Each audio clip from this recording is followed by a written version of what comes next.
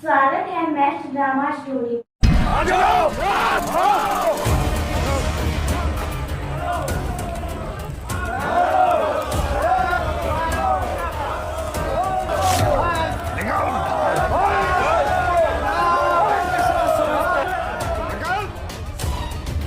कपूर खानदान की सांसें नहीं, सिर्फ चीख सुनाई देनी चाहिए। पूरे घर को जला के राख कर दो। मारो!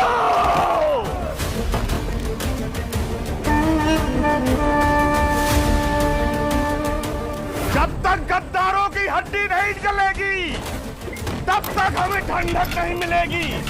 कपूर गद्दारों की सिर्फ एक ही सजा है, मौत! मौत! मौत! मारो! हमारा इंसाफ कपूर परिवार की लाशों से होकर गुजरेगा। आज कपूर वंश का आखिरी दिन है। जला दो! जला दो!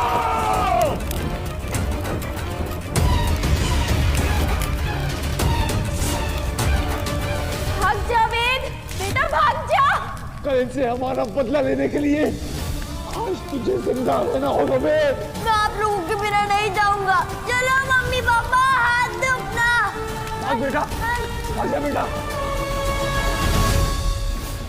अरे गद्दारों का पिल्ला जिंदा बच के भाग रहा है। चलो चलो।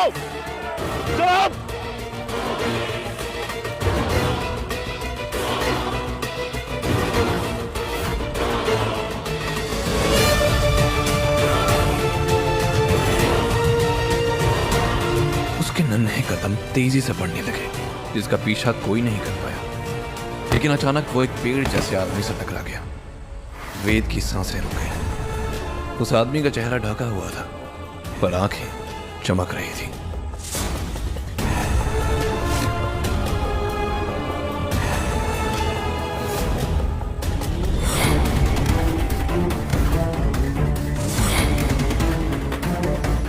उसने नन्हे कांपते वेद को पकड़ते हुए कहा, तुम्हारा बाप गद्दार नहीं है, तुम्हारा खून गंदा नहीं है। सही वक्त आने पर तुम्हें सब समझ में आ जाएगा। तुम्हें उनकी मौत का बदला लेना होगा।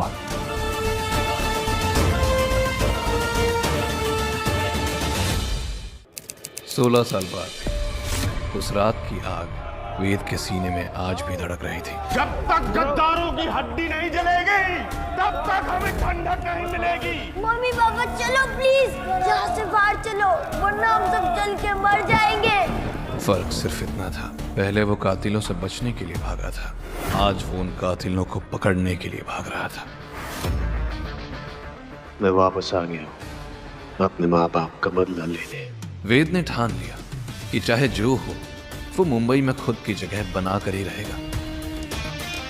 लेकिन जेब में फूटी कौड़ी नहीं, बहुत हाथ पैर मार के उसे फाइनली एक डिलीवरी बॉय की नौकरी मिली, जिसमें दिन में वो बड़ी बड़ी बिल्डिंग्स में जाता और रात को दीवारें उसकी व्हाट्सएप स्टेटस हो जाती थी, जहां वो अपना दर्द नहीं, अपना मकसद लिखता था।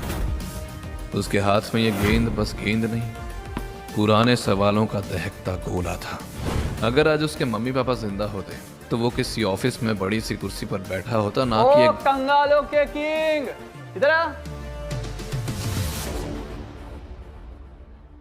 सर, बाइक लेकर जा और 10 मिनट में ये सारे बॉक्सेस डिलीवर कर दिया। सर आप बिल्कुल भी टेंशन मत लीजिए। आप जानते हैं ना, मैं डिलीवरी में कभी भी डिले नहीं करता। आप मुझे 50 बॉक्सेस दीजिए या 500 बॉक्सेस दीजिए, मैं टाइम से डिलीवर कर दूंगा।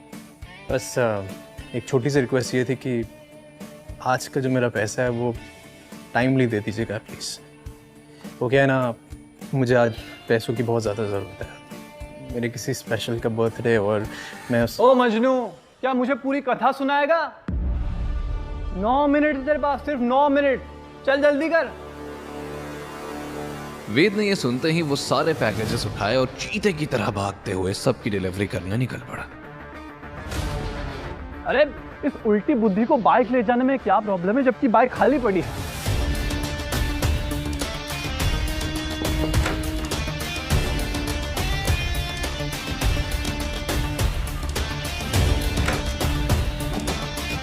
मैनेजर की गालियों से अनजान वेद खुद के निकाले शॉर्टकट से भागता सारी डिलीवरी करते हुए अपने लास्ट ऑर्डर के लिए आरके इंडस्ट्रीज के लॉबी में जा पहुंचा। लॉबी के बीच में खड़ी एक सुंदर लड़की की नजर वेद के पसीने से भीगे फटी शर्ट की तरफ गई। कोल्ड कॉफी फॉर मिस खीरा। जिम की सब्सक्रिप्शन फ्री हो गई है क्या? हर कोई बॉडी बना के घूम रहा है। वेद की टोन, एथलेटिक बॉडी और स्ट्रॉन्ग मसल्स उसकी फटी शर्ट के थ्रू बहुत साफ दिख रहे थे। नहीं मैम, ये बॉडी मैंने जिम में नहीं बल्कि मेहनत से बनाई है, जिसका हम लाइफ टाइम का सब्सक्रिप्शन ले रखा है मैंने। ट्रस्ट में, मैं तो यहाँ पे आया था एक स्पेशल कोल्ड कॉफी की डिलीवरी देने के लिए, किसी खीरा के नाम से है। It's Kiara, okay? तुम्हें एक सब्जी और खूबसूरत लड़की में डिफरेंस नहीं दिखता है? एंड बाय द वे, तुमने मेरे नाम का मजाक कैसे उड़ाया, यू डफा?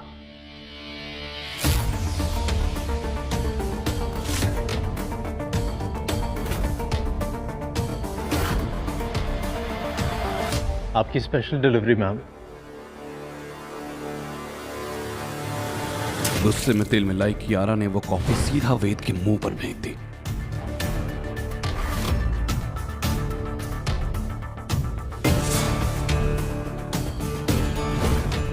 अब मेरा नाम कभी नहीं भूलोगे। Now get lost.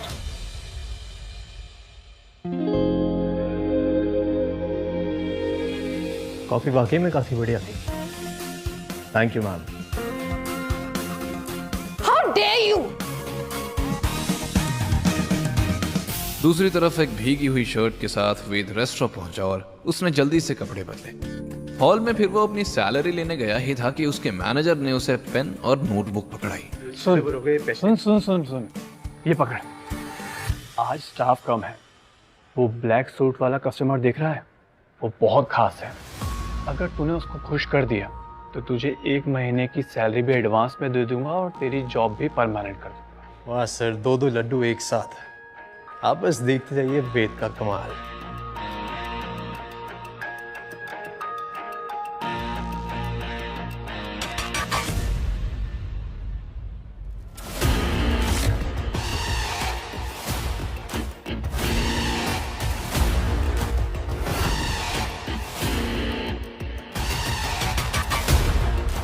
आज कपूर खानदान की सांसें नहीं, सिर्फ चीख सुनाई देनी चाहिए।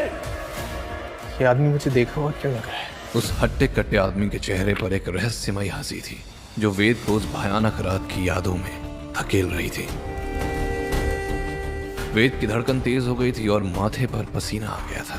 आज कपूर खानदान की सांसें नहीं, सिर्फ चीख सुनाई देनी चाहिए। हमारा इंसाफ कपूर परिवार की जान से होकर गुजरेगा।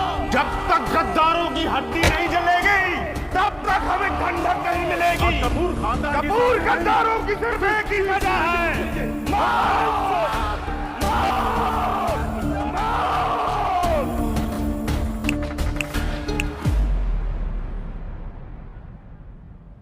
सुनाई नहीं दे रहा क्या बहरे?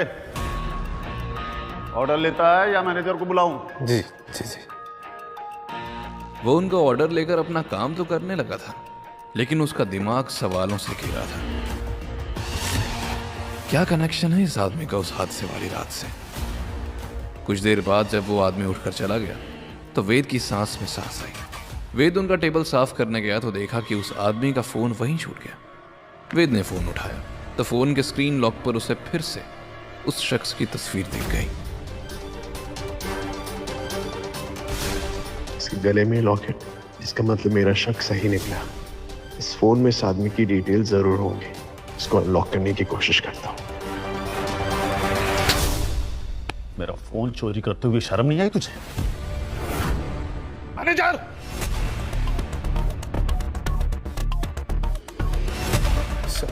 सब मेरी बात सुनिए। आप गलत समझ रहे हैं सर। ऐसा कुछ नहीं है। मैं सच बोल रहा हूँ। ये वो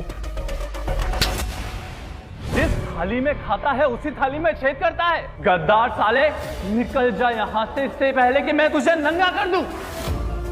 चोर साला! गद्दार शब्द सुनते ही वेद ने गुस्से में अपनी मुट्ठी भींच ली और खुद को कंट्रोल करते हुए कहा, सर आप मुझ पे गलत इल्जाम लगा रहे हैं। मैंने कोई चोरी नहीं की है। धोखा तो बदजातों के खून में होता है। मैनेजर, ये उचक्का कल से इस इलाके में दिखना नहीं चाहिए।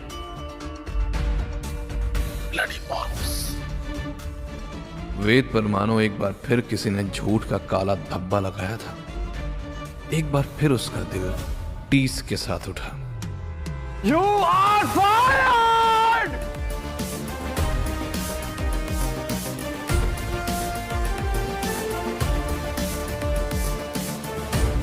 उसने कसम खा ली कि नौकरी चली गई तो क्या, वो सोनिया को अपनी जिंदगी से नहीं जाने देगा। वो जानता था कि इतने पैसों में उसे कोई महंगा फोन तो नहीं मिलेगा, पर एक कम दाम वाला स्मार्टफोन जरूर मिल जाएगा। और वो ये भी जानता था कि इन पैसों को यूज करने के बाद उसकी जेब पूरी तरह खाली हो जाएगी और उसके लिए खाने तक के पैसे नहीं बचेंगे। लेकिन उसके दिल को अभी किसी और चीज की भूख थी, और वो थी सोनिया के चेहरे पर एक प्यारी सी स्माइल की।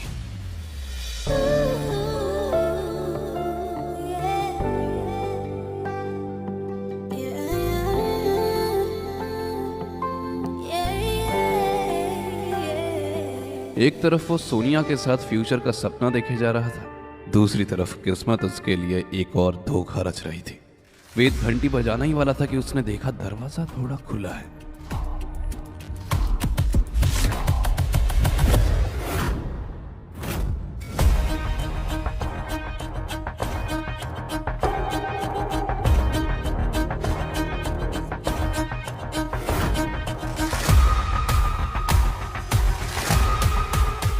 यार सोनिया, यहाँ तुम उस लूजर के साथ बात करती रहती हो।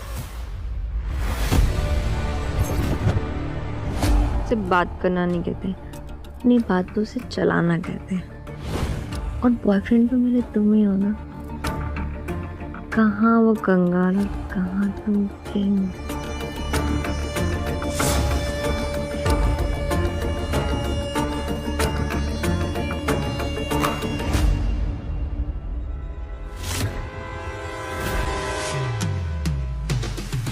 वेद, तो यहाँ अंदर कैसे आ गए? ये क्या कर रहे हो तुम?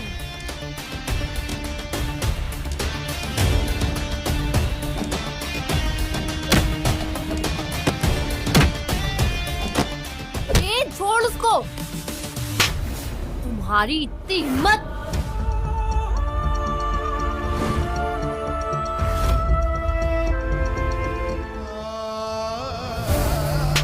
तुम्हारी इतनी हिम्मत! ये लाया है ये 2 कौड़ी का फोन। मैं तो तुझे वैसे भी छोड़ने वाली थी, लेकिन अच्छा हुआ कि मामला आज ही खत्म हो गया। भिखारी साला। वेद सोनिया के घर से निकल जरूर गया था, पर उसके दिमाग में अभी भी उसकी गालियां सुनाई दे रही थी। वो रास्ते को चीरता हुआ अपनी बिल्डिंग की छत पर जा पहुंचा, पर अभी उसके दिमाग से सोनिया और रोहन की बेडरूम की याद परेशान कर रही थी। उसके दिल से एक जोर की चीख निकली, पर तभी कुछ गुंडे उसके सर पर काला कपड़ा और हाथ लोहे के सिक्कड़ से मजबूती से बांधकर उसे गाड़ी में भर के ले जाने के लिए तैयार हो जाते हैं। वेद को यकीन हो गया था कि उस रेस्टोरेंट वाले आदमी ने उसे पहचान लिया था और इन गुंडों को उसी ने भेजा था। वेद गुस्से से उन गुंडों पर टूट पड़ा।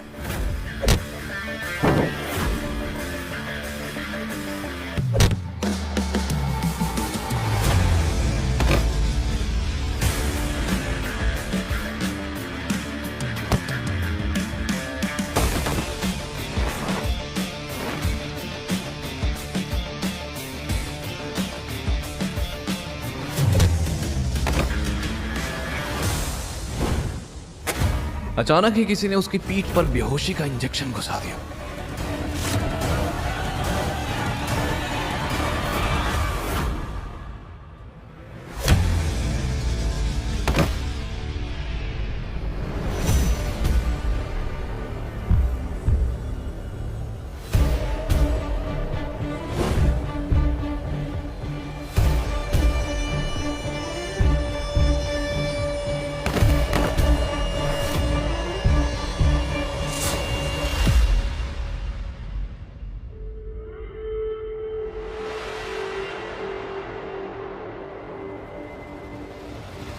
जैसे ही वो खड़ा हुआ उसे कई सारे जूतों की आवाज आने लगी, जैसे कोई आर्मी की परेड हो रही हो। ये सिक्योरिटी गार्ड्स थे। फिर उनके पीछे के दरवाजे से एक व्हील चेयर आई जिसमें साड़ी पहने उस मैंशन की मालकिन बैठी थी। उन्हें देखकर वेद की आंखें फटी की फटी रह गईं।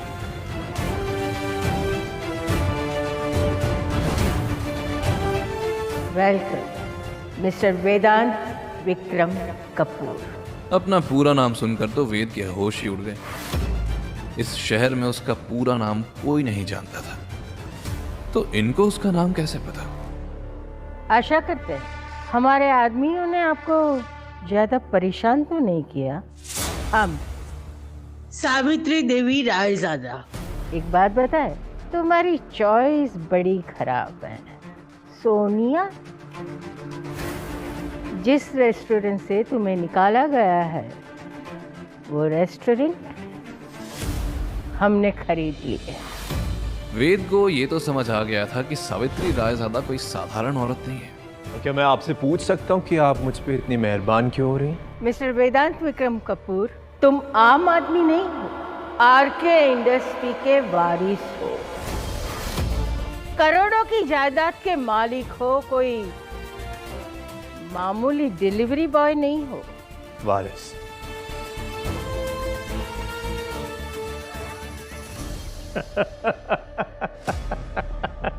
आपको पता है मेरी खाली जेब देख के ना कोई चाय वाला, टपरी वाला भी मुझे उधारी नहीं देता, ना ही मेहरबान होता है मुझ पे।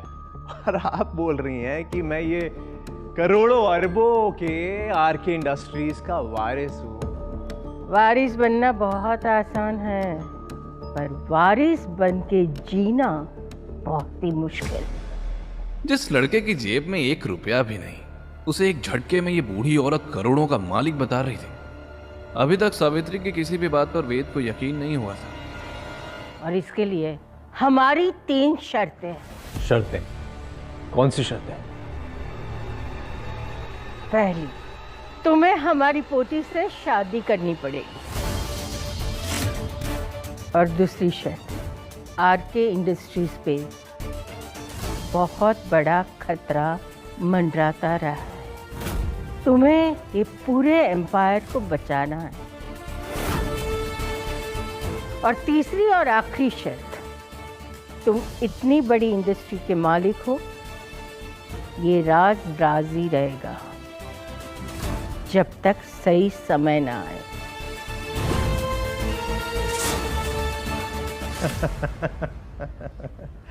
ओ मैम, मेरी बात ध्यान से सुनिए।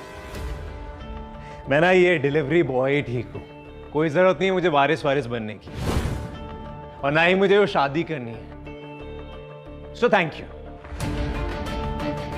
और वैसे भी ये जो लड़कियां हैं ना, उनके ऊपर से मेरा विश्वास उठ चुका है, तो आप इस गेम के लिए ना किसी और को ढूंढ लिएगा। मैं चला, टाटा बाय बाय, सायोनारा। रुको,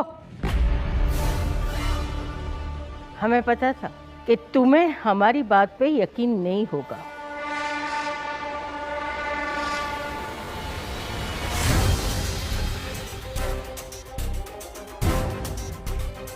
ये देखो।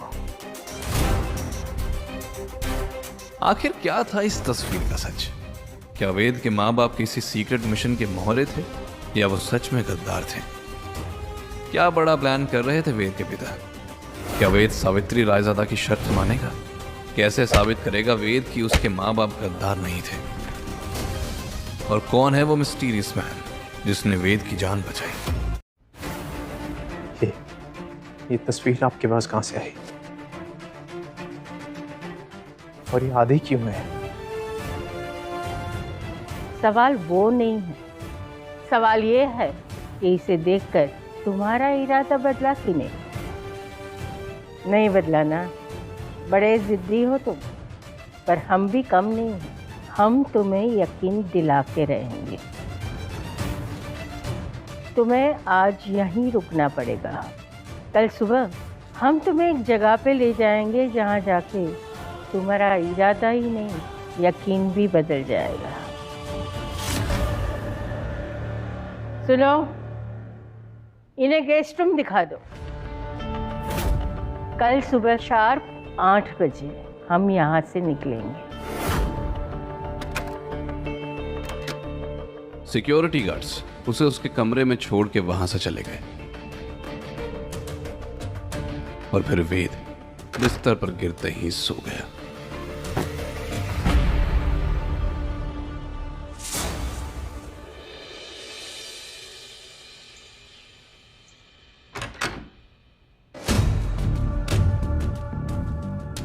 चलो हमारे साथ।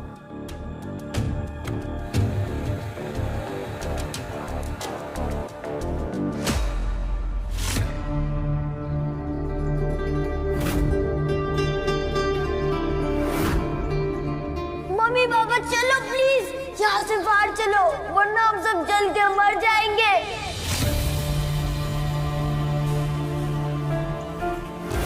पापा छोड़ना मत, पापा पीछे ही हो ना। हाँ बेटा मैं पीछे हूँ, डोंट वरी। छोड़ना मत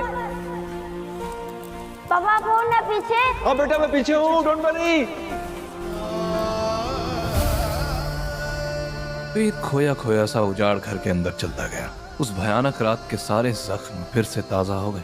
जब तक गद्दारों की हड्डी नहीं जलेगी तब तक हमें ठंडक नहीं मिलेगी। कपूर गद्दारों की सिर्फ एक ही सजा है, मौत। मौत। आज कपूर खानदान की सांसें नहीं, सिर्फ चीख सुनाई देनी चाहिए। हमारा इंसाफ कपूर परिवार की लाशों का गुजरेगा। जब तक गद्दारों की हड्डी नहीं जलेगी तब तक हमें ठंडक नहीं मिलेगी।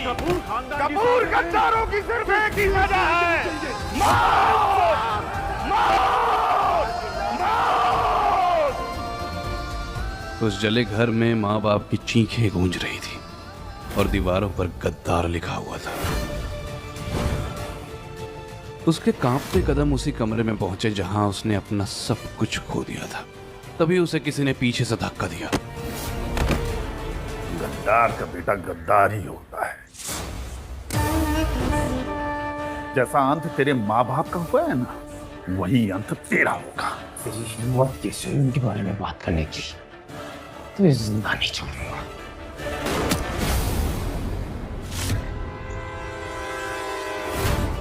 सावित्री के हाथ की छोटी पिस्टल से निकली गोली ने उस आदमी को घायल जरूर कर दिया था, पर वो फिर भी भाग निकला। बेटा तुम ठीक तो हो ना? हमें तो यकीन नहीं हो रहा है कि हमारे अलावा यहाँ कोई आ भी सकता है। पर जो भी था उससे पता चल गया है कि तुम मुंबई वापस आ गए हो। अब फैसला तुम्हें करना है, तुम शिकार बनोगे या शिकार करोगे। वेद सावित्री की बातों पर यकीन नहीं कर पा रहा था, लेकिन पिस्टल चलाने वाली दादी पर उसे थोड़ा भरोसा तो होने लगा था। और ये बात समझ आ गई थी, दुश्मन और दादी दोनों ही बहुत खतरनाक हैं।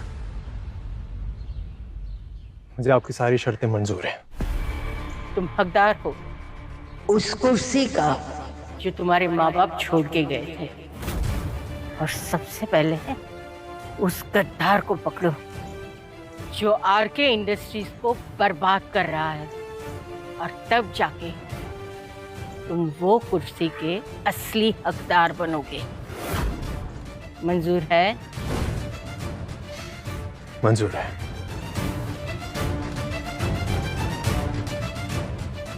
गाड़ी निकालो, हम रजिस्ट्रार ऑफिस जाएंगे।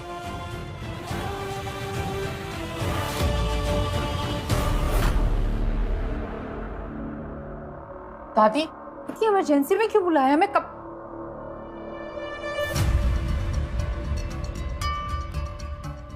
तुम यहाँ क्या कर रहे हो?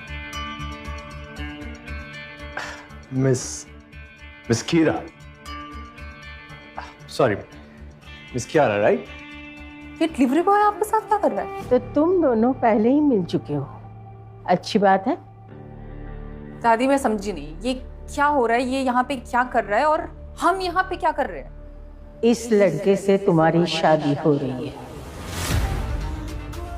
दादी ये कैसा गंदा मजाक है? ये लड़का एक हम तुम्हें सवाल नहीं पूछ रहे हैं कियारा, ये हमारा फैसला है।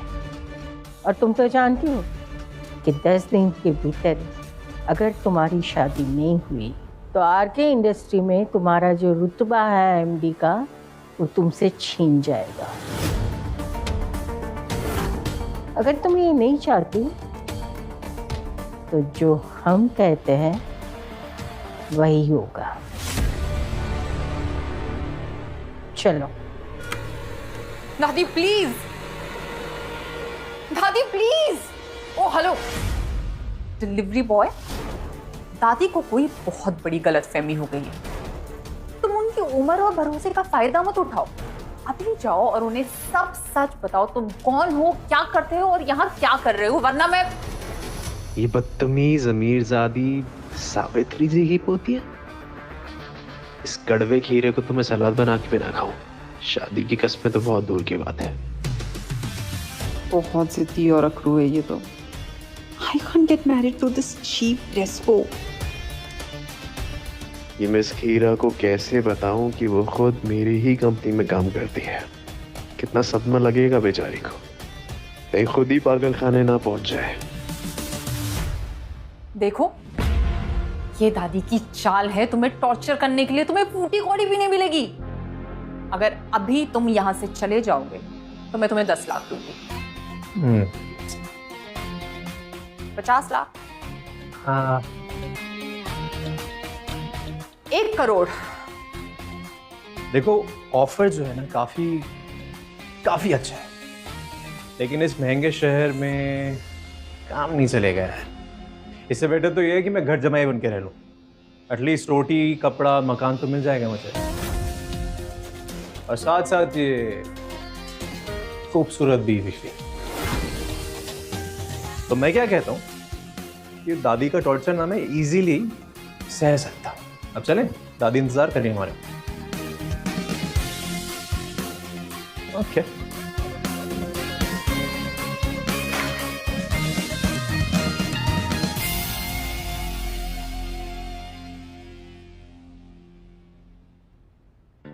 आओ कियारा। रजिस्ट्रार के सामने सिग्नेचर करो। आओ।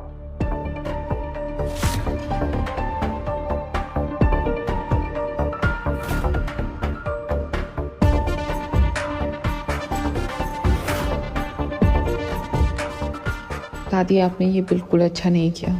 क्या मैंने इतनी मेहनत इस दिन के लिए की थी इस कंपनी में कि एक एमडी होने के बावजूद भी लोग मुझे एक डिलीवरी बॉय की वाइफ बोले।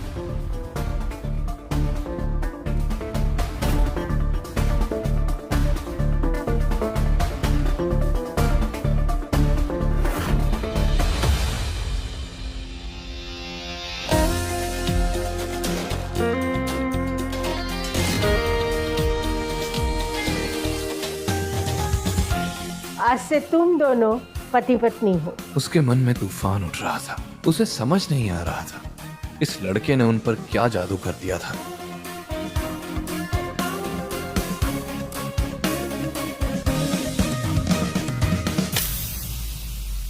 असली तूफान तो रायज़ादा मेंशन के अंदर उमड़ रहा था। सावित्री और कियारा जैसे ही घर पहुंची, कियारा गुस्से में तमतमाई, बिना दादी की परवाह किए अपने रूम में चले गई और धड़ाम से अपने रूम का दरवाजा बंद कर दिया। कियारा,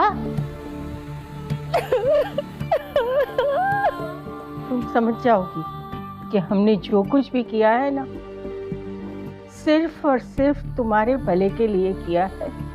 कियारा का कोई जवाब नहीं आया। सावित्री का दिल भर आया।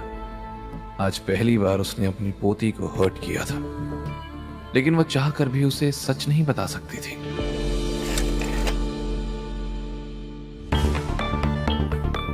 हम बोल रहे हैं, अब तक जो कुछ हमने सोचा था सब कुछ वैसे ही हो रहा है कि कियारा और वैद आने वाले समय के लिए तैयार है कि नहीं, क्योंकि असली इम्तिहान। फोन की दूसरी तरफ से अभी आवाज आनी बाकी थी कि तभी अचानक पूरे विला की लाइट चली गई। कौन है? कौन है यहाँ? इतने आलीशान मैंशन में जहाँ हवा भी बिना इजाजत के नहीं चलती, वहाँ अचानक लाइट का चले जाना। सावित्री जानती थी कि ये कोई साधारण पावर कट नहीं है। अंधेरे में उनका दिल जोर से धड़कने लगा। अरे जल्दी आओ! अरे देखो ये लाइट कैसे चली गई।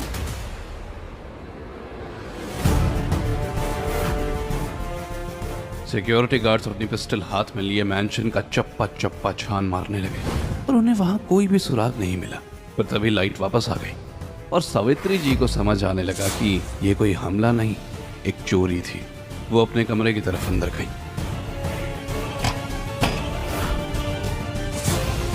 वेद के अंदर आते ही सारे बॉडीगार्ड्स बिना कुछ कहे एक एक करके वहां से निकल गए।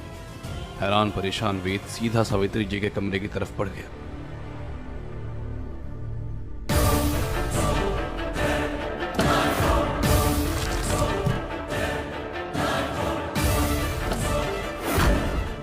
ये नहीं हो सकता। दादी आप दोनों तो मुझे वहां अकेला ही छोड़ा है, और ये सब भगदड़ क्यों मची हुई है बाहर? वेद, क्या आप परेशान क्यों हैं? तो फोटोग्राफ जो मैंने तुम्हें दिखाया था ना, वो यहाँ से गायब है। पर दादी कोई चोर ये आधी अधूरी पिक्चर लेके क्यों जाएगा? क्या है उसमें ऐसा? ये सिर्फ फोटोग्राफ नहीं था, उसके पीछे एक इनविजिबल कोड लिखा गया था जो तुम्हारे माँ बाप के जाने के बाद कोई डिकोड नहीं कर पाया। वेद के इस सवाल का जवाब जब सावित्री ने दिया तो उसके पैरों तले जमीन ही खिसक गई। कौन था जिसने वेद के माँ बाप की तस्वीर चुराई थी और क्यों? सावित्री वेद को क्या दिखाना चाहती है? क्या कियारा 10 दिन में ये शादी तोड़ देगी? क्या वेद आरके इंडस्ट्रीज के अंदर छुपे दुश्मन का पता लगा पाएगा? पर दादी कोई चोर ये आधी अधूरी पिक्चर लेके क्यों जाएगा? क्या है उसमें ऐसा? ये सिर्फ फोटोग्राफ नहीं था, उसके पीछे एक इनविजिबल कोड लिखा गया था जो तुम्हारे माँ बाप के जाने के बाद कोई डिकोड नहीं कर पाया। वेद की आंखों में एक अलग सी चमक थी। उसे अब यकीन हो चुका था कि ये वही शख्स है जिसने उसे खुलेआम ललकारा था। अगर वेद ने उस आदमी को जल्दी नहीं ढूंढा तो उसका मकसद शुरू होने से पहले ही खत्म हो जाएगा। कोड? कौन सा कोड? और ये सब आपने मुझे पहले क्यों नहीं बताया दादी? ये समय सवाल जवाब का नहीं है। कोई तो है जो तुम्हारी असलियत जान चुका है और ये भी जान चुका है कि हम दोनों मिले हुए हैं।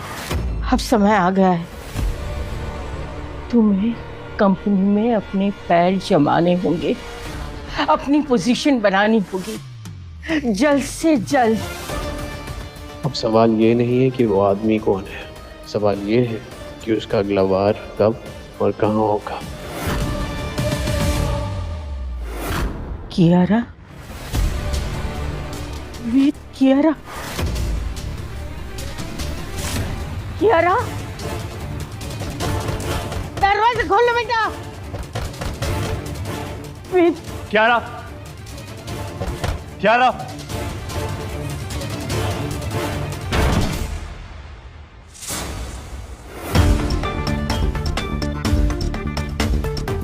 कियारा अपने कमरे में नहीं थी। ये देख सावित्री की सांसें अटक गई। उन्होंने तुरंत कियारा को कॉल किया, लेकिन कियारा तो कॉल उठा ही नहीं रही थी। सिक्योरिटी, जल्दी आओ। एक काम करो, पूरा मेंशन छान मारो, सीसीटीवी फुटेज चेक करो और ढूंढो हमारी कियारा कहाँ है। अगर हमारी कियारा को कुछ हुआ ना तो सिर्फ तुम्हारी नौकरी नहीं, तुम सबकी जान भी खतरे में होगी।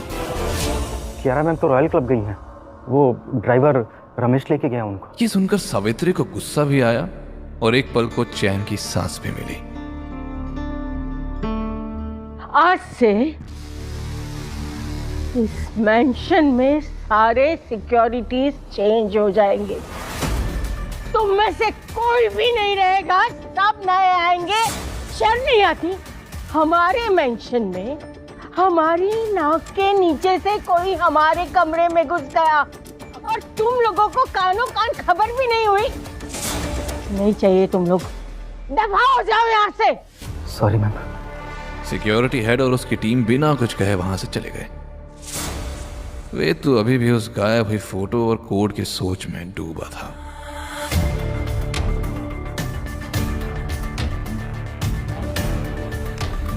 वेद, आज से तुम कियारा के साथ रहोगे, उसके कमरे में साथ उठना बैठना, खाना खाना, साथ साथ ऑफिस जाना। एक पल भी तुम उसे अकेला नहीं छोड़ोगे। और हाँ, चाहे कुछ भी हो जाए, कियारा को अभी के अभी घर वापस लेके आओ। वेद को लगा कि जब जब वो अपने मकसद तक पहुंचने की कोशिश करता है, बीच में कियारा आ ही जाती है। दादी आप तो ऐसे बोल रही हैं जैसे मैं कहीं का किंग हूं, आदेश दूंगा और वो मना नहीं कर पाएगी। तुम किंग हो और ये तो बस तुम्हारी हस्बैंड वाली रिस्पॉन्सिबिलिटी है। तो जाओ ले आओ कियारा को। ये पिस्तौल दादी तो धुरंधर की भी मां निकली। मैं खुद तो क्लब आज तक नहीं गया, तो उस नखरीली मिस खीरा को वहां से मना कर कैसे लेके आऊंगा? ठीक है दादी, जैसा आप कहें।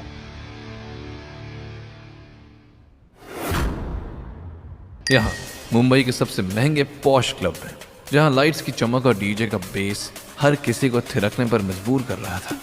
कियारा के हाई प्रोफाइल फ्रेंड्स समीक्षा, रिया और सार्थक पूरी तरह मस्ती में डूबे हुए थे, पर कियारा अपने फोन की स्क्रीन में घुसी हुई थी। Hey, you gorgeous girl, huh? World की मोस्ट ब्यूटीफुल लड़की और मूड ऑफ में। Why? That should be illegal, huh? Yeah. Come on, tell me what happened. What happened? Just work stress, guys. Oh my God. Oh Work my stress. God, Miss Workaholic. वैसे भी लड़कों को ना दिमाग वाली लड़कियां पसंद नहीं होती हैं, उन्हें ड्रामा और डिम्पल वाली लड़कियां पसंद होती हैं, राइट? अब चाहे वो तुम्हारा ड्रीम मैन मिस्टर के ही क्यों ना हो सकता है वो यहीं कहीं हो। इसलिए स्ट्रेस को स्वाइप लेफ्ट एंड ग्लास को swipe right. Yes. Cheers, cheers. No, you need to take it. एक शॉट से कुछ नहीं होने। हाँ। Just for me. Come on. One shot, just for me.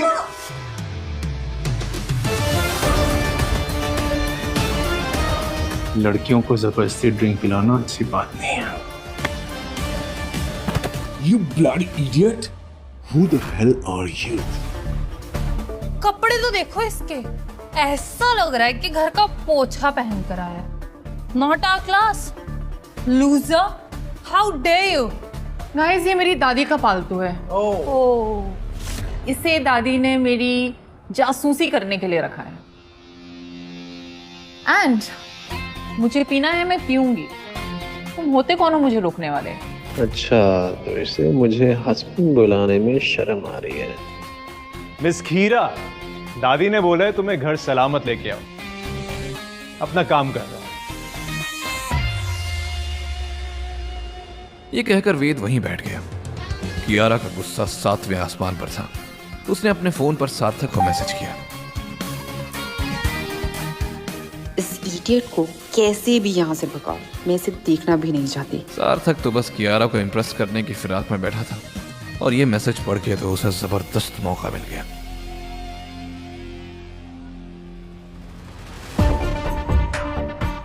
देख कर, I'm challenging you, man. Challenging you to a round of drinks. अगर तू जीता तो कियारा तेरे साथ जाएगी, और अगर मैं जीता तो कियारा मुझे किस करेगी। क्यों कियारा? आई एम श्योर ये सार्थक की कोई चाल है। चैलेंज के बहाने से इसे डल नहीं कर दूंगा।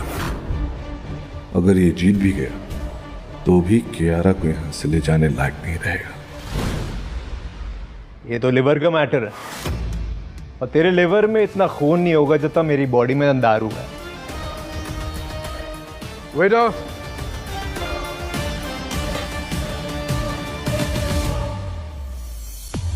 सार्थक, सार्थक, सार्थक, सार्थक, सार्थक। कुछ ही देर में टेबल एक वॉर जोन बन चुकी थी। शॉट्स की लाइन लग गई थी। सार्थक एक के बाद एक ग्लास खत्म कर रहा था और खुद को ऑलरेडी विनर समझ रहा था, और वेद के चेहरे पर महंगी शराब का जरा भी असर नहीं दिख रहा था।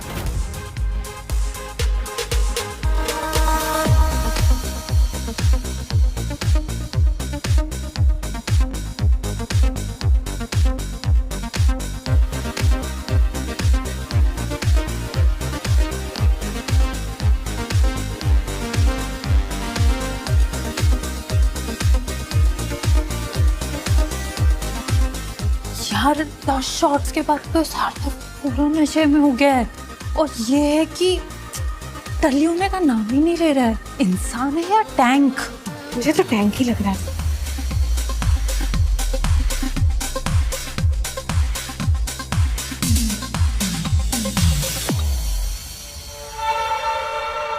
सार्थक ने मौका देखकर वेद की अगली ड्रिंक में गहरे नशे की पिल मिला दी।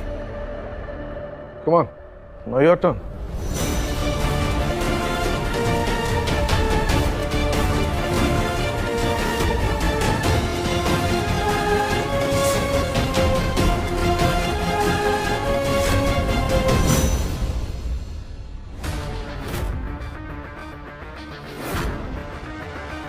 चलो इस चैलेंज को थोड़ा इंटरेस्टिंग बनाते हैं। गेम ना तो ज्यादा बोरिंग होता जा रहा है, इंटरेस्टिंग वे से खेलते हैं इसको। और फिर कुछ ऐसा हुआ जिसकी उम्मीद किसी ने नहीं की थी। उसने इतनी तेजी से ग्लासेस की अदला बदली की कि रिया और कियारा अपनी पलकें झपकना ही भूल गई। सार्थक को अब खुद भी याद नहीं था कि कौन सी ड्रिंक में उसकी चाल छुपी थी।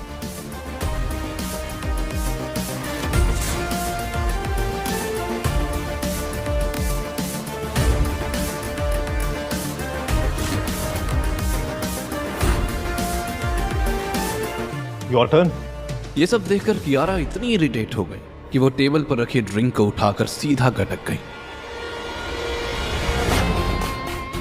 ये लो, डोंट स्पॉइल माय लाइफ। तुम भी एंजॉय करो, जो मेरा हो जाएगा आई विल लेट यू।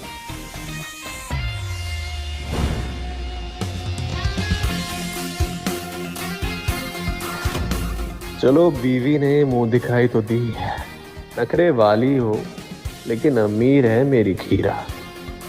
जान छूटी।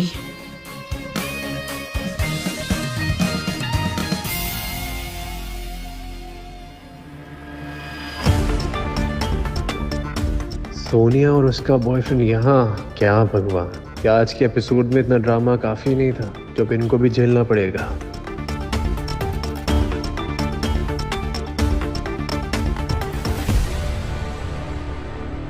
ये तो वही डिलीवरी बॉय है ना? आया होगा किसी की फूड डिलीवरी करने, वरना ऐसे हाई एंड क्लब में इस जैसे भिखारी को ना क्लीनिंग वर्क के लिए भी एंट्री ना दे। सुनो, इन दोनों को मेरी तरफ से पार्टी। जब महंगी ड्रिंक अंदर जाएगी ना तो शायद सस्ती बातें कम निकले इनके मुंह से। और हाँ, मेरे लिए एक लेमन सोडा। इन दोनों के बिल मेरे कार्ड पे।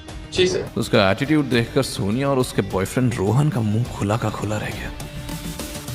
बारटेंडर, जरा चेक कर लेना कि कार्ड असली है या नहीं। इस जैसे सड़क छाप लोगों को ना बेवकूफ बनाना बहुत अच्छे से आता है। मैम, ये कार्ड असली है। उसने फिर दोनों को क्लब की सबसे महंगी स्कॉच और वाइन सर्व की तो सोनिया की आंखें फटी की फटी रह गई। क्या हुआ? How is this possible? इस भिखारी के पास इतने पैसे कहाँ से आए कि ये हमें 80,000 की ड्रिंक ऑफर कर रहा है? लगा ना 440 वोल्ट का झटका। वैसे अच्छा हुआ उस दिन तुमने मुझे अपने रंग दिखा दिए, क्योंकि अगर तुम अपने रंग नहीं दिखाती ना तो आज मैं दुनिया की बेस्ट लड़की के साथ नहीं होता। ये कहते ही वो कियारा की तरफ इशारा करने वाला था, लेकिन पल भर में ही सार्थक नशे में धुत कियारा को अपनी तरफ खींच लेता है। उसकी कमर पर हाथ फेरते हुए वो मौके का फायदा उठाकर मदहोश कियारा के साथ क्लब से निकल जाता है। वेद समझ जाता है कि कुछ तो गड़बड़ है।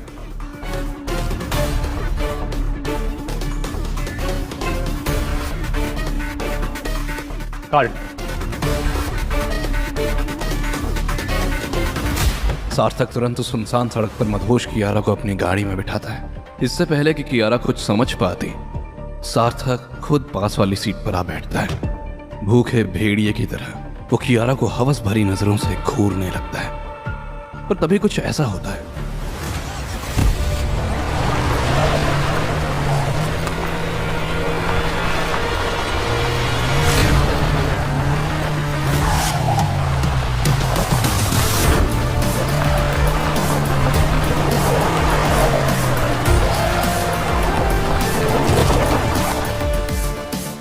ये क्या हो रहा है? You idiot! कमार साले, तुझे पता भी है कितने की गाड़ी है? जानना भी नहीं है। तू बचेगा नहीं। तुझे पता नहीं मैं किसका बेटा हूं। एक पल भी यहाँ पे और रुका ना तो तू किसी का बाप बनने लायक नहीं रहेगा। सार्थक ने डरते हुए तुरंत कार स्टार्ट की और वहां से निकल गया।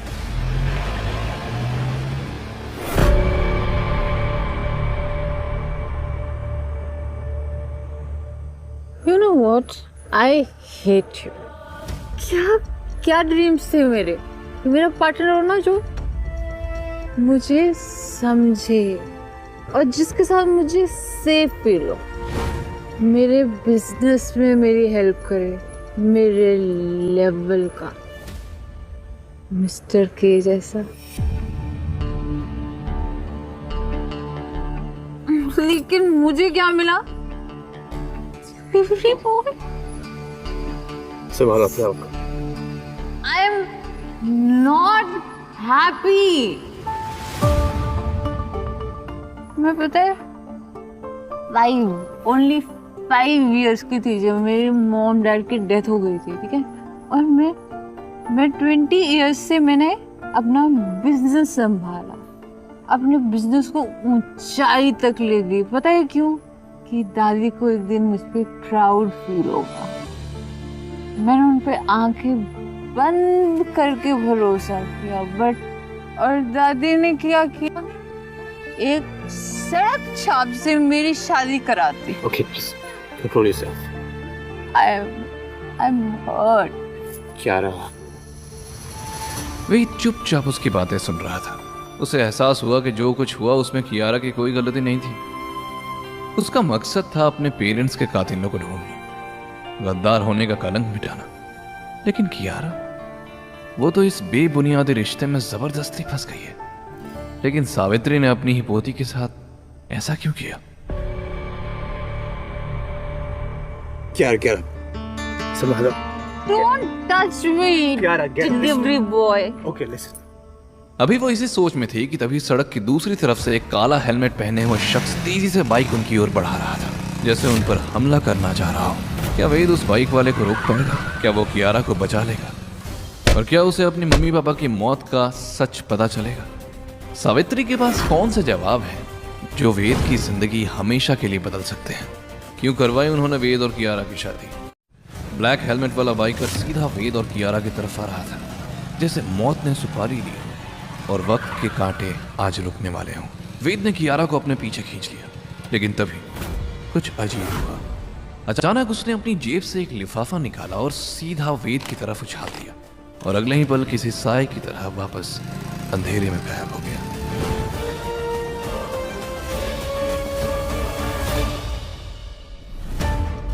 क्या ये भी उसी मिस्ट्री मैन के आदमी तो नहीं? लेकिन इस एनवेलप में है क्या?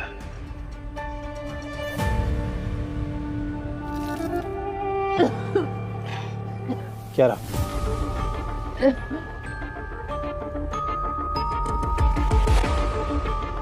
टैक्सी। वेद ने बिना एक पल गवाए टैक्सी रोकी और लड़खड़ाती कियारा को संभालते हुए सीधा मैंशन ले आया। घर पहुंचकर उसे समझ नहीं आ रहा था कि कियारा का नशा कैसे उतारे। तभी एक तरकीब चमकी। वो कियारा को सीधा बाथरूम ले गया और शावर चालू कर दिया। ठंडे पानी की पहली बूंद के साथ ही कियारा को होश आया। उसने भागने की कोशिश की, पर वेद ने उसे पकड़कर फिर से शावर के नीचे खड़ा कर दिया। चुपचाप यहाँ पे खड़ी रहो। अब अगर तुम मछली की तरह चकड़ाई ना, तो कुछ ऐसा होगा कि सुबह तक में तुम पछताओगी। खड़े रहो चुपचाप।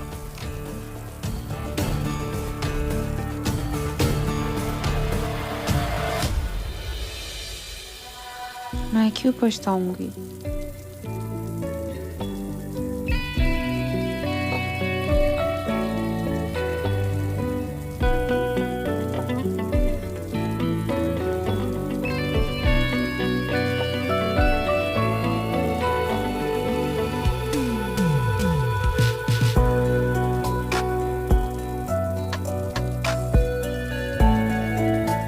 इसका नशा उतारने लाया था और ये मुझे ही अपनी नशीली आंखों से मदहोश कर रही है। ये लड़की का चक्कर बहुत भारी पड़ेगा बाबू भैया।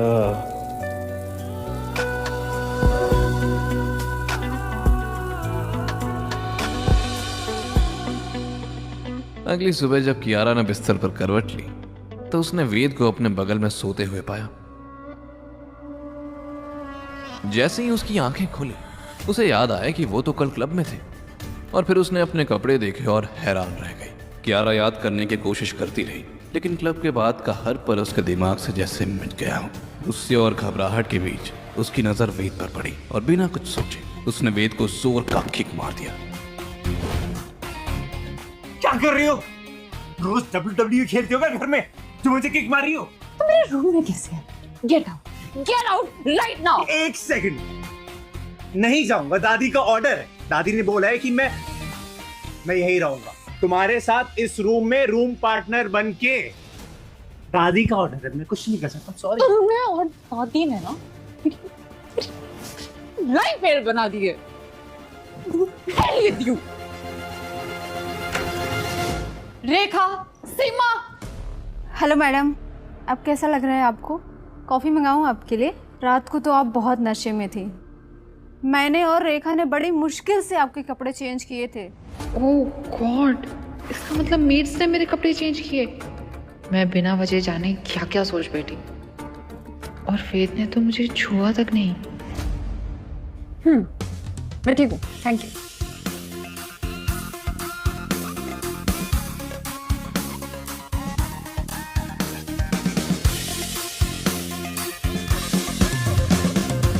अचानक से वेद को याद आया कि वो एनवेलप जो कल रात उस बाइकर ने तेज रफ्तार से भागते हुए वेद की तरफ फेंक दिया था, कल रात कियारा के नाटक में वो टेबल पर ही छूट गया था। वेद तुरंत एनवेलप उठाकर देखने लगता है, तभी उसकी नजर एक खास निशान पर पड़ती है। फोटो के कोने पर एक पुरानी मोहर लगी थी, वही मोहर जिसने उसने अपने पापा के पास बार बार देखा था। वेद के दिमाग में सवालों के घोड़े दौड़ रहे थे। ये तो उसी फोटो का दूसरा हिस्सा है जो दादी के पास से चोरी हो गया था। फोटो उस आदमी तक पहुंची कैसे, और उसका असल चेहरा क्या है? तभी जब उसने एनवेलप में फिर से हाथ डाला, अंदर से एक चिट्ठी निकली। सच जानना चाहते हो तो यहाँ पहुंच जाओ। मुझे लगता है सच का दरवाजा यहीं से खुलेगा। वेद दिए गए पते पर पहुंचा, एक पुरानी जर्जर बिल्डिंग। अंदर घुसते ही उसकी नजर खंडर के छोर पर खड़े एक लंबे हट्टे कट्टे आदमी पर पड़ी। गंजा सर, खतरनाक टैटूज, लंबी दाढ़ी, मूंछ। ये कोई आम आदमी नहीं था। मुझे यकीन था कि तुम जरूर आओगे। ये क्या खेल खेल रहे हो तुम? अब मुझे यहाँ बुलाने का मकसद? फोटो डिकोड हो गया। वो शख्स वेद की तरफ पलटा। वेद जवाब का इंतजार करता रहा, पर वो आदमी हाथ बांधकर चुपचाप खड़ा रहा। ये देखकर वेद का गुस्सा और भड़क उठा।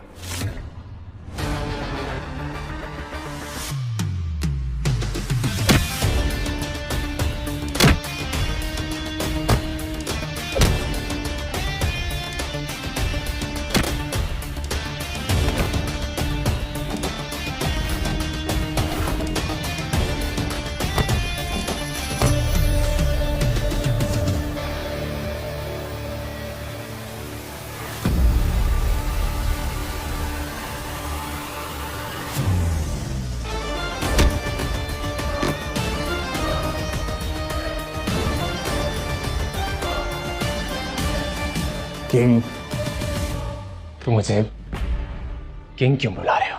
क्योंकि तुम्हारे पापा के बाद तुम ही किंग हो। किंग, तुम्हारा बाप गद्दार नहीं है। तुम्हारा खून गंदा नहीं है। सही वक्त आने पर तुम्हें सब समझ में आ जाएगा। तुम्हें उनकी मौत का बदला लेना होगा। ये खेल तो बहुत सालों पहले शुरू हो गया था, वैसे खत्म भी तुम ही करोगे। मैं रकीम, तुम्हारे पापा का बॉडीगार्ड, और ये फोटो तुम्हारे पापा ने तुम्हारे लिए छोड़ी थी। सिर्फ तुम ही इसमें लिखे मैसेज को डिकोड कर सकते हो। अब इस फोटो को डिकोड कर दो, जवाब खुद ही मिल जाएगा। लेकिन फोटो का दूसरा हिस्सा तो चोरी हो चुका है। मतलब उन्हें पता चल गया है।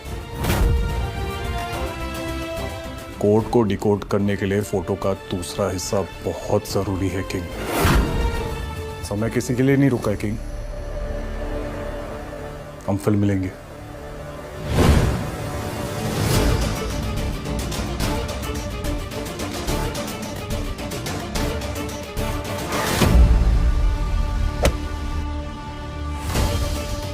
ये रकीम क्या वाकई लॉयल था या कोई दुश्मन? डैड आखिर कौन थे? क्या दादी भी रकीम को जानती हैं? अगर ये चाल भी है तो एक बात तो तय है, ये कोड सिर्फ मेरे लिए नहीं, उस मिस्ट्री मैन के लिए भी बहुत ज्यादा इंपॉर्टेंट है। कुछ देर बाद कियारा कंपनी पहुंची, मगर वेद की हरकतों से उसका मूड पूरी तरह खराब था। सीधे सीधे बता नहीं सकता था कि मेड्स ने कपड़े बदले। इडियट।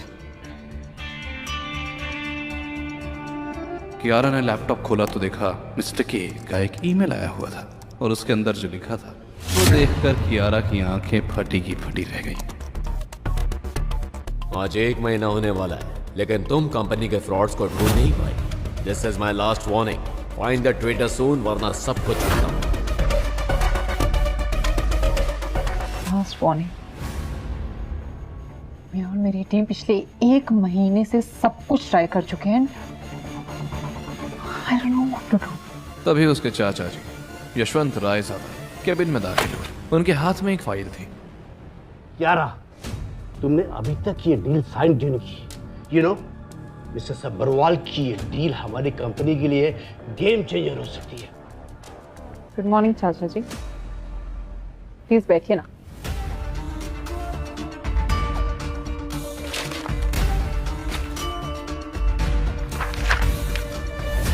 आप जानते हैं हमारी कंपनी के फंड्स कितने टाइट चल रहे हैं और आप मुझे इतनी बड़ी इन्वेस्टमेंट करने के लिए कह रहे हैं। मेरी टीम को थोड़ा R&D करने का मौका दीजिए।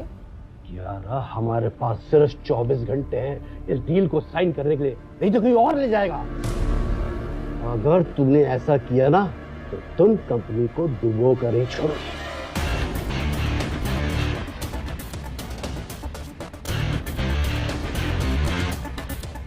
मैं इस कंपनी को कभी डूबने नहीं दूंगी।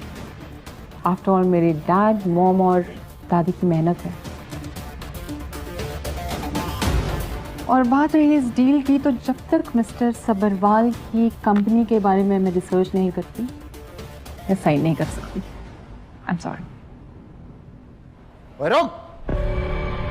सुबह सुबह किसकी डिलीवरी देने आया है? हाँ? कंपनी का स्पेशल एम्प्लॉय कार्ड देखकर गार्ड हड़बड़ाया। Sorry sir.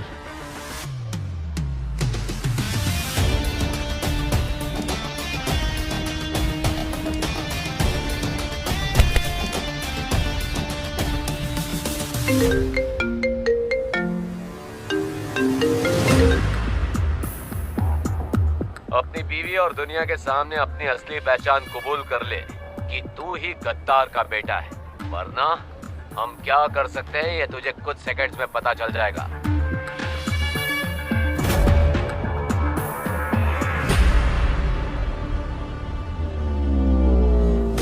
बीवी मतलब किसी और को मेरे और कियारा की शादी के बारे में पता है और मेरे पास के बारे में भी। ये ख्याल आते ही वेद सीधा कियारा के कैबिन में घुस गया। अरे रुको रुको रुको, you can't go inside without permission. तू अंदर कैसे आया? तुम्हें किसने आने दिया?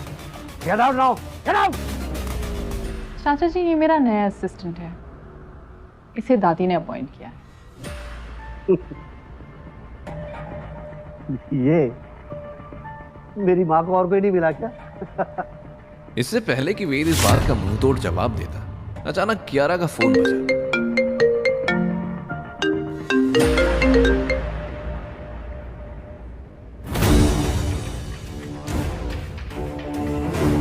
What?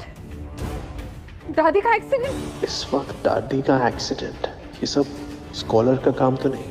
अगर मैंने अपनी आइडेंटिटी नहीं बताई, क्या वो सच में दादी को नुकसान पहुंचा सकते हैं? और रॉक फैक्ट्री के पास क्या कर रही थी? अभी कहाँ है वो? Next trauma centre. Fine fine, I am coming.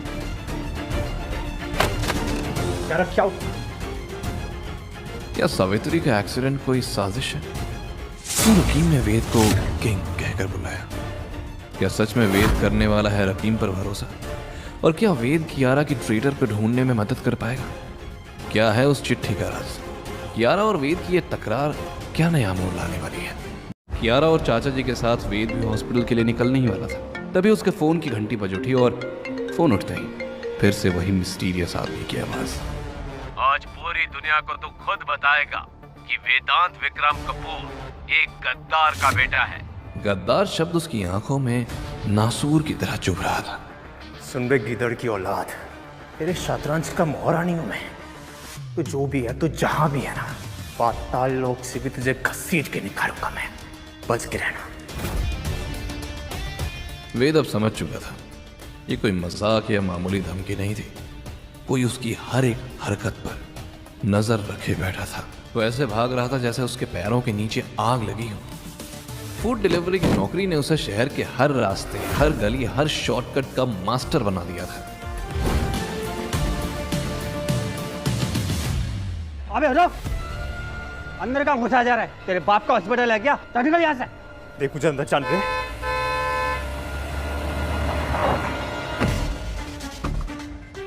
क्या रहा मेरी बात सुनो। क्या मुझे अंदर जाके दादी से मिलना है। इनको कहो कि मुझे अंदर जाने दें। दादी बीमार है, मैं ठीक कर सकता हूँ, ट्रस्ट मी। तुम दादी को बचाओगे? तुम डिलीवरी बॉय हो, डॉक्टर नहीं। क्या तमाशा मत करो, जस्ट लीव। क्या रहा मेरी बात सुनो। क्या रहा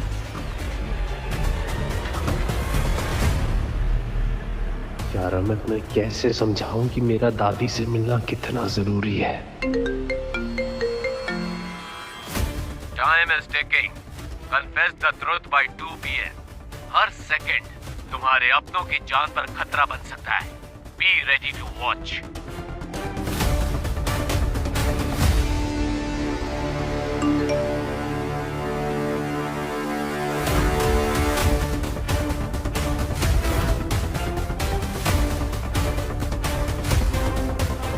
मैं दूसरों को परेशान नहीं करना चाहता था, पर मेरे पास कोई और ऑप्शन नहीं है। सॉरी हॉस्पिटल वालों।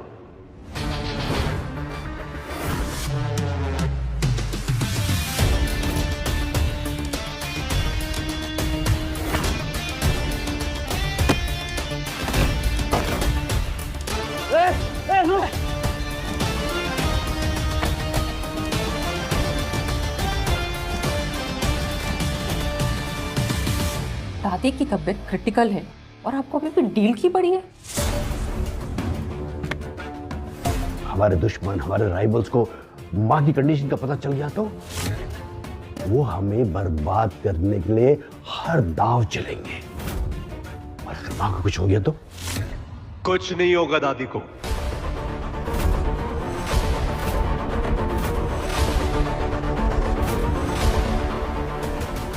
अगर दादी की हालत के बारे में कोई किसी को कुछ नहीं बताएगा तो दुश्मनों को कुछ नहीं पता चलेगा।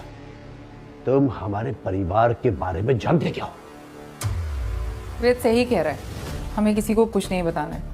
ये बात बाहर नहीं आनी चाहिए एट एनी कॉस्ट। ये सुनकर यशवंत चुप हो गया और गुस्से में वहां से बाहर निकल गया। तो हेल आर यू डूइंग? क्यारा मुझे दादी से मिलना है। क्यारा मेरी बात सुनो, दादी की जान को खतरा है। कोई है जो तुम मारना चाहते हो उन्हें? उनका ऑपरेशन चल रहा है, तुम डॉक्टर्स को डिस्टर्ब करना चाहते हो? Just stay away. देखो दादी की जान को बहुत खतरा है इस वक्त। अगर मैं अंदर नहीं गया ना तो उनकी जान का खतरा हो सकता है। अगर मैं अंदर जाऊंगा ना तो हो सकता है कि दादी की जान बच जाए। Believe me please. Shut up. Doctor हो तुम?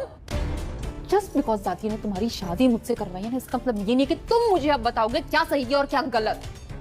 एक बार दादी को होश आ गया ना, I promise I will make sure कि तुम मेरे आसपास भी ना दिखो, चाहे उसके लिए मुझे ये शादी तोड़नी ही क्यों ना पड़े।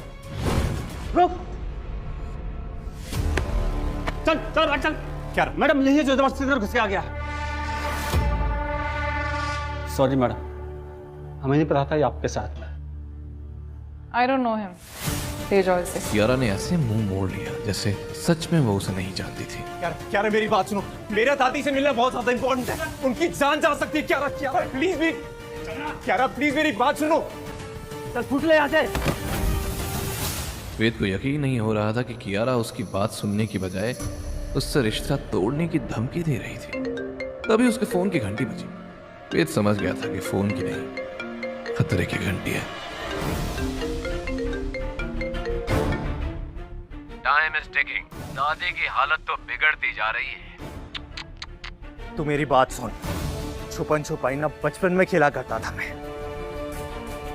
अगर हिम्मत है तो एक बार सामने आके दिखा। एक बार हाथ चढ़ गया ना, उसके बाद पूरे 18 साल का हिसाब ना तेरे टुकड़े करके लूंगा। लड़ने का बहुत शौक है तुझे, तो आज लड़ अपनी किस्मत से। मैं वही हूँ जहाँ तेरी प्यारी दादी का एक्सीडेंट हुआ था। 2 बजने में आधा घंटा बचा है। I am waiting. उसे आधे घंटे से पहले रॉक्स फैक्ट्री पहुंचना था, लेकिन हॉस्पिटल से फैक्ट्री का डिस्टेंस लगभग 10 किलोमीटर था।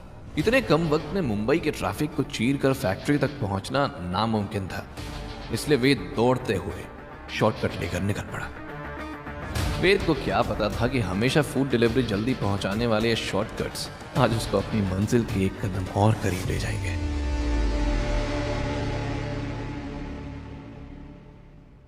What? दादी की एक्सीडेंट की खबर लीक कैसे हुई और ये सिचुएशन आउट ऑफ कंट्रोल कैसे गई? सभी मीडिया वालों ने मेंशन को घेर लिया है। ऑफिस में भी सब अग्रेसिव हैं। आपको तुरंत यहाँ आना होगा। मीडिया घर और ऑफिस के बाहर है already. I can't believe this. I'm coming.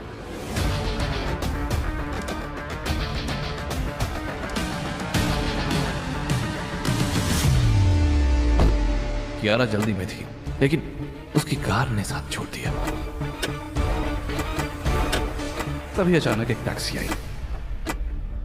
अरे मैडम, आप जल्दी में लग रही हैं। आइए मैं आपको ड्रॉप कर देता हूँ। बैठिए, कहाँ जाना है आपको?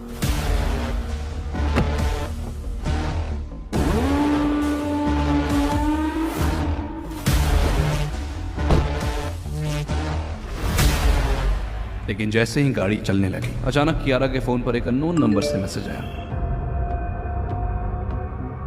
तुम्हारे हस्बैंड का सच तुम्हारे सामने आएगा, ठीक 2 बजे। कियारा सोच में पड़ गई। वेद और उसकी शादी के बारे में सिर्फ दादी को पता था, तो फिर ये मैसेज किसने भेजा? कियारा तुरंत उस नंबर पर कॉल करने की कोशिश की, पर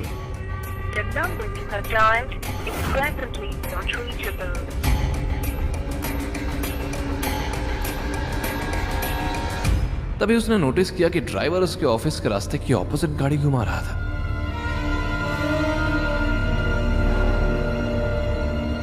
भैया, आपने गलत ले लिया है, हमें लेफ्ट लेना था। ये आप कहाँ ले जा रहे हो? भैया गाड़ी रोकिए, गाड़ी रोको।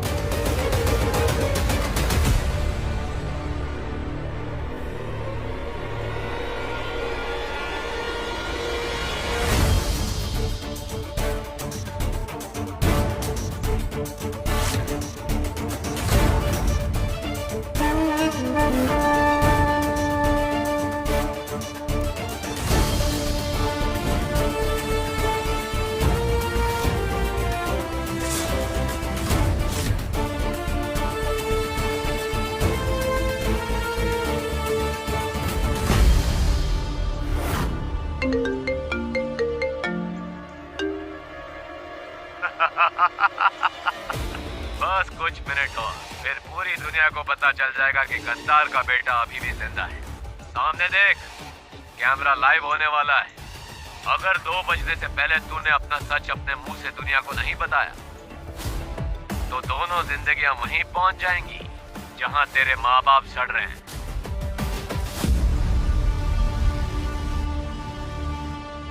वेद को समझ नहीं आ रहा था कि अब वो क्या करे, सावित्री को बचाए या कियारा को, या फिर अपनी आइडेंटिटी का सच सबके सामने रिवील कर दे। भाग जा वेद, बेटा भाग जा। कल से हमारा बदला लेने के लिए आज तुझे जिंदा रहना होगा वेद। और अगर उसने सावित्री और कियारा को खो दिया, तो वो जिंदा रहकर भी कभी अपने माँ बाप के हथियारे तक नहीं पहुंच पाएगा। वेद के पास सिर्फ 5 मिनट का वक्त था, और इस 5 मिनट में उसे अपनी जिंदगी का सबसे बड़ा फैसला लेना था। आखिर किसे चुनेगा वेद, कियारा को, सावित्री को, या खुद को? वक्त तेजी से गुजर रहा था। वेद के सामने सिर्फ 5 मिनट बचे थे। वो कोई फैसला नहीं कर पा रहा था कि क्या करे, कियारा और दादी की जान बचाना या अपनी आइडेंटिटी रिवील करना। कोई भी फैसला उसे किसी ना किसी खाई में धकेलने वाला था। यही सोचते हुए वो चुपके से चारों तरफ देखते हुए बचने का कोई तरीका ढूंढ रहा था। ऐसा लग रहा था मानो खुद जिंदगी उसका टेस्ट ले रही हो। उसके सब्र का बांध टूट गया और वो फ्रस्ट्रेट होते हुए अचानक गुस्से में सामान इधर उधर फेंकने लगा और चिल्लाया, अरे मैं पहाड़ में ही अच्छा था, यहाँ तो ये अम्मा के दूत मेरे पीछे पड़े हैं। एक तरफ पिस्टल दादी और उनकी नकचड़ी पोती को झेलो, और दूसरी तरफ ये काले लिबास के कौए। मैं नहीं खेल रहा ये गेम, बस यार। वेद अपना सर पकड़ लिया और किसी बच्चे की तरह रोते हुए बोला, अरे मुझे क्या पता था कि ये लड़की कपड़ा और मकान के बदले ये मुझसे मेरी आते ही ले लेंगे। पूरी दुनिया मिलकर मुझे पागल बना रही है। मुझे घर जाना है। सुन रहे हो ना भगवान जी, मुझे घर जाकर दाल चावल खाना है, मैं नहीं जानता कुछ और। ये कहकर वेद ने रॉड उठाए और गुस्से में तोड़ फोड़ करने लगा। वहां रखे ड्रम इधर उधर बिखर गए। कंट्रोल रूम में ब्लैक मास्क पहने हुए उन दोनों लोगों ने जब स्क्रीन पर वेद को ऐसी बचकानी हरकत करते देखा तो पहला आदमी हैरानी से बोला, ये साला पागल हो गया है, सब तोड़ फोड़ देगा, इसे तो अभी उड़ा देते हैं। दूसरे आदमी ने उसकी ओर देखते हुए कहा, जो भी हो 2 बजे तक का हमें वेट करना है, तभी हम कोई एक्शन ले सकते हैं। वैसे बॉस ने तो कहा था कि ये बाज है, लेकिन ये तो अंडे का चूजा निकला रे। दोनों जोर जोर से हंसते हुए कैमरे की तरफ देख रहे थे। तभी वेद रॉड घसीटते हुए दूसरी तरफ पड़ने लगा और अगले ही पल रॉड के घसीटने से निकलती चिंगारी की वजह से एक ड्रम में ब्लास्ट हुआ और चारों तरफ आग फैलने लगी। ये देखकर दोनों आदमी हक्के बक्के रह गए। नीचे सामान में लगी आग देखकर वेद डरते हुए पीछे हटने लगा। उसका चेहरा आग की लपटों की रोशनी से चमक रहा था, लेकिन उसकी आंखों में ऐसा खौफ नजर आ रहा था जो उसके बचपन की डरावनी याद का गवाह था। वो याद जब उसने जलती मशालों के साथ लोगों को अपने माँ बाप के पीछे भागते देखा था। उसी वक्त कंट्रोल रूम में बैठा पहला आदमी हड़बड़ा कर उठा और बोला, शिट, गोदाम में आग बढ़ती जा रही है, हमें जल्दी यहां से निकलना होगा। इसे लिए बिना नहीं जा सकते, अगर ये मर गया तो बॉस हमें जिंदा जला देंगे। बॉस के खास इंस्ट्रक्शंस है। ठीक है, इससे पहले कि ये खुद भी जाए और हमें भी ले जाए, मैं बैकअप बुलाता हूं। तब तक नीचे चलते हैं, समय नहीं है हमारे पास। आग इतनी तेज है कि 2 मिनट में पूरी फैक्ट्री खाक हो जाएगी। Backup team, move in now, target in the fire zone. फिर दोनों तेजी से नीचे दौड़े। नीचे धुआं इतना घना था कि सांस लेना मुश्किल हो गया था। वेद खांसते हुए पीछे हटा, लेकिन अब उसकी आंखों में डर नहीं, एक प्लान था। वे दोनों आदमी वेद को धुएं के बीच में खोजने लगे। उन्हें वेद एक कोने में बेहोश मिला। उन्होंने तुरंत वेद को उठाया और आग से बचते हुए बाहर भागे। बाहर दोनों आदमी धुएं से खांसने लगे। उनकी पकड़ वेद पर ढीली हुई और वेद ने मौके का फायदा उठाकर एक के घुटने पर जोरदार वार किया और दूसरे के चेहरे पर एक भारी घूंसा मारा। बस चंद सेकंड में वेद ने दोनों को ढेर कर दिया था। वेद ने उन दोनों के गले में वही ब्लैक स्नेक लॉकेट देखा और बुदबुदाया, कायर समझे क्या, फायर निकला मैं। मुझे पता था तुम लोग मुझे मरने नहीं दोगे, क्योंकि अगर तुम मारना चाहते तो पहले ही मार देते। असल में वेद जब बचने का रास्ता सोच रहा था तब उसे कोने में एक ड्रम नजर आया जिस पर एक केमिकल का नाम लिखा हुआ था जो हाईली फ्लेमेबल केमिकल था।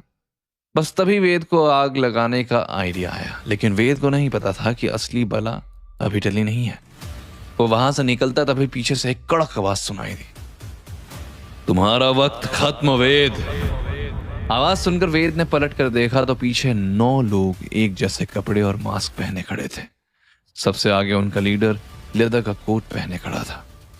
एक्टिंग अच्छी कर लेते हो, लेकिन ये हीरोगिरी दिखाकर तुमने बहुत बड़ी गलती की है। अब 2 जिंदगियां ऊपर सिधारने वाली हैं और उसका जिम्मेदार कोई नहीं बल्कि तुम हो गए। वेद की आंखों में जरा भी हैरानी नहीं थी, जैसे वो पहले से जानता था कि वे लोग आएंगे। वो अपना दांव लेकर तैयार था।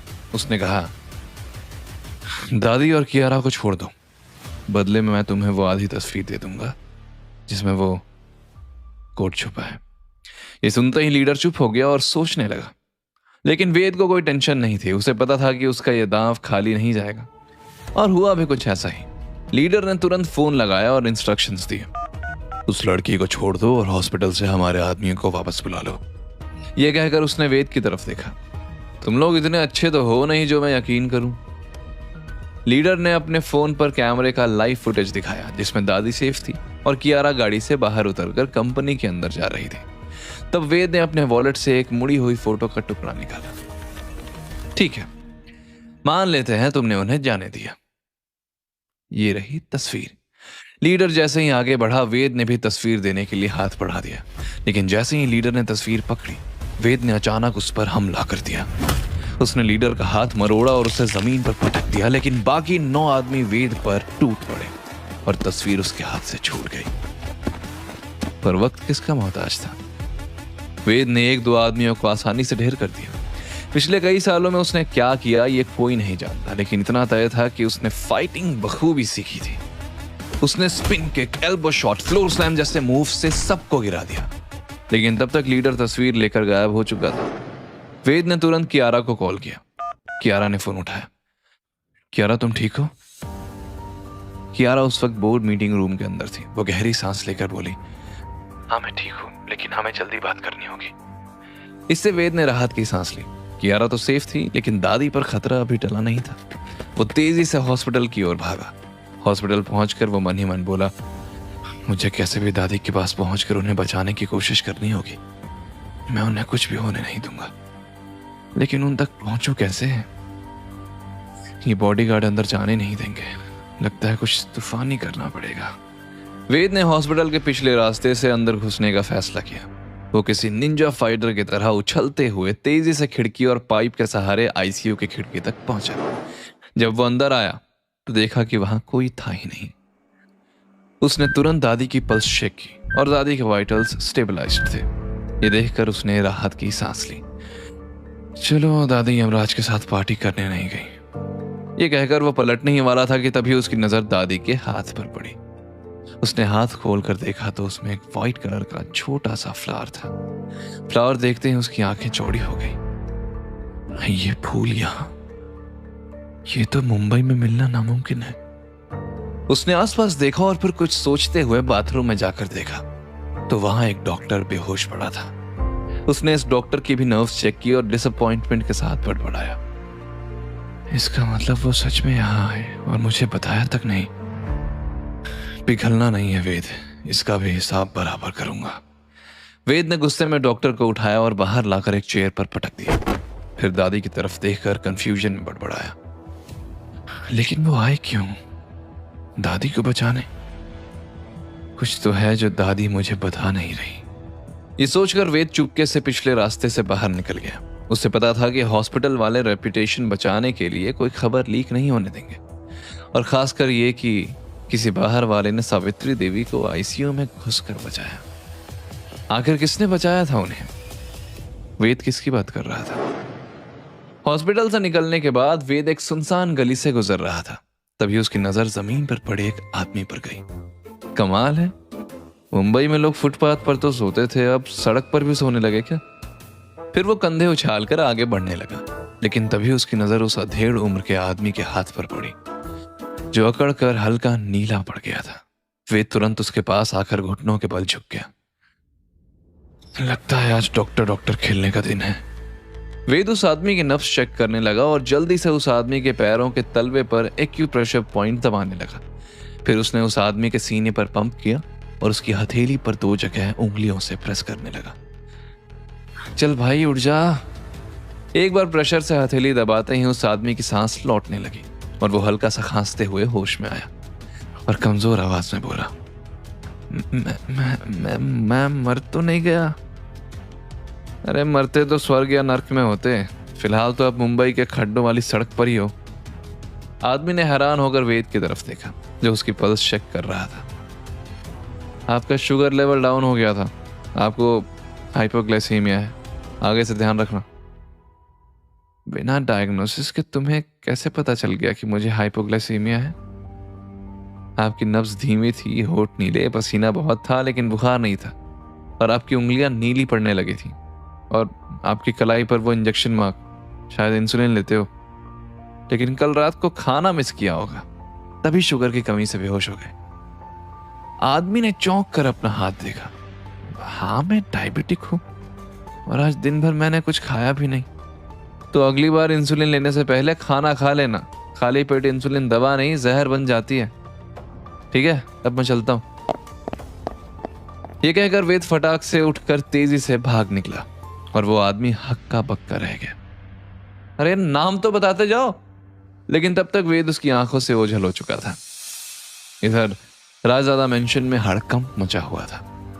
जब वेद मेंशन वापस आया तो मेट्स ने बताया कि कियारा जब से घर आई थी उसने खुद को अपने कमरे में बंद कर लिया था। वेद घबराते हुए मन ही मन बोला, कहीं कियारा को कुछ।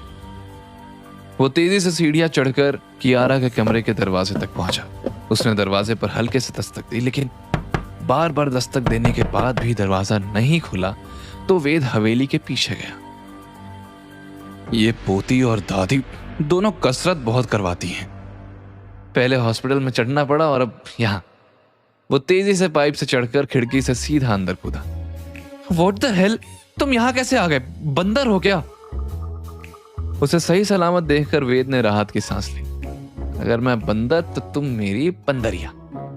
उसने फिर आसपास नजर दौड़ाई तो देखा कि टेबल पर ढेर सारी फाइल्स बिखरी थी। लैपटॉप पर फाइनेंशियल रिपोर्ट्स खुली थी और कियारा के चेहरे पर थकान के साथ साथ हताशा साफ दिख रही थी। तुम क्या सीक्रेट छुपा रहे हो हमसे? I received a message today. ये कहते हुए कियारा ने वेद को मैसेज दिखाया।